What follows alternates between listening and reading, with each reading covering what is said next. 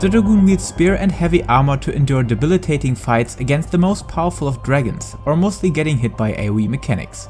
Its jumps and dives are not only a spectacle for the eyes, but also for your fingers, weaving them in between weapon skills mostly. Therefore its combat conveys a keen measure of swiftness, and so does its decision making. Other than Samurai, the Dragoon has nice supporting tools like Battle Litany or Dragon's Sight, boosting the power of its party while also dealing strong personal damage. Checking out your gear, you should head for weapon damage, item level and critical hit rating. Then, you should try to favor direct hit over determination if your high item level pieces make that possible, and as top Dragoons are still heading for the base skill speed direction, I highly recommend to follow on their lead.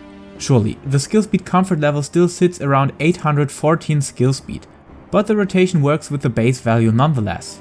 Coming to the battle system. The Dragoon's kit consists of a vast variety of OGCDs, as well as 2 weapon skill combos that you will rotate over and over again. Therefore our starting point is Blood of the Dragon, that grants you access to additional skills like Gearskogul or positional follow-up abilities to your GCD combos, and above that a whole new bursting stance with access to even more abilities, but more to that later on. So make sure to always use Blood of the Dragon some seconds before starting the fight, as well as using a potion if you can afford it, and if the boss is dissipating, try to use Blood again to keep your stance build up progress. Our next goal is to get our Disembowel buff up, as well as applying Chaos Thrusts dot on the target. Therefore starting into the respective combo, finishing with the Dragoon's positionals, Wheeling Thrust from the rear and Fang and Claw from the target's flank. Then we directly want to head into our full thrust, full DPS combo, finished by the same positionals but in the opposite order, unless the encounter has AoE opportunities with more than 3 targets. You will do nothing else than rotate around these 2 combos over and over again.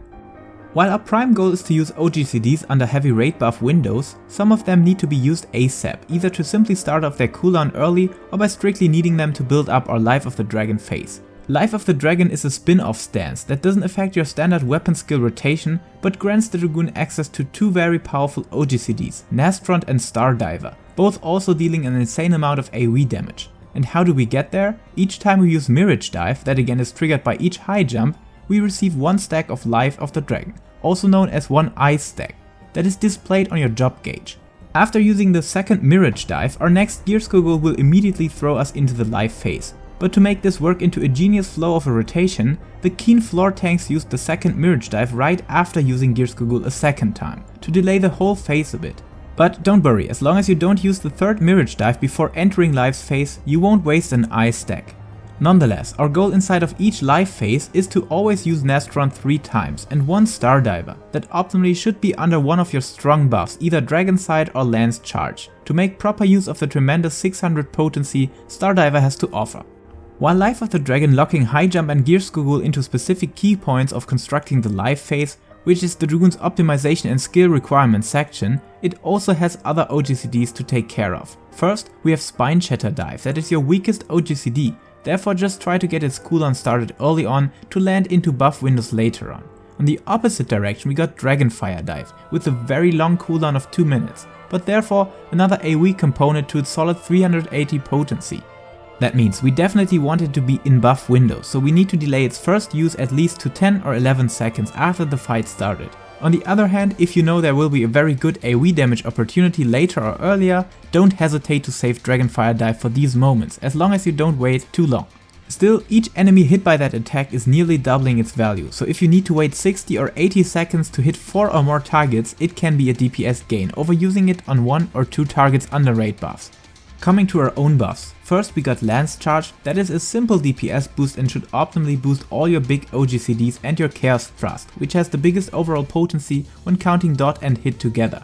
Furthermore, we also get a special raid buff called Battle Litany, a very useful crit buff to the whole party with a very long cooldown of 3 minutes. To make it flow into your rotation, try to always use it with Lance Charge.